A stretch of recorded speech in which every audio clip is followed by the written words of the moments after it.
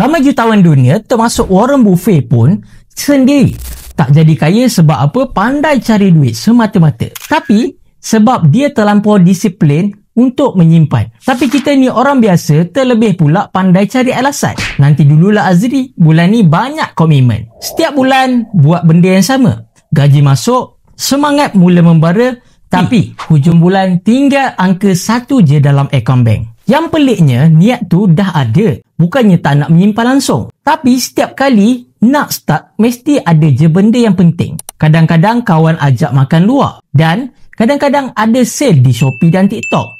GrabFood, Netflix. Semua benda tu nak renew. Sampai satu tahap, kita sendiri pun dah letih dengan diri sendiri. Masalahnya, bila benda ini berlarutan, hidup kita ni jadi macam hamster dalam roda. Lari kuat-kuat sangat, tapi tidak ke mana pun. Benda ini mungkinlah nampak biasa, tapi dia sebenarnya perlahan-lahan membunuh masa depan kita. Jadi, kalau anda tengok orang yang konsisten menyimpan, rahsia dia bukan gaji besar pun, tapi adalah pada sistem. Sebagai contoh, ramai yang gunakan akaun emas di Public Gold sebab sistem dia tak paksa anda pun simpan tanpa fikir banyak-banyak. RM100 pun dah boleh start dan boleh buat potongan secara automatik. Jadi, kalau anda pun rasa susah nak disiplin menyimpan, save dulu video ini. Ataupun boleh saja sign up di bio di profile saya. Saya akan tunjukkan cara macam mana nak mula simpan emas dengan RM100 sahaja terlebih dahulu.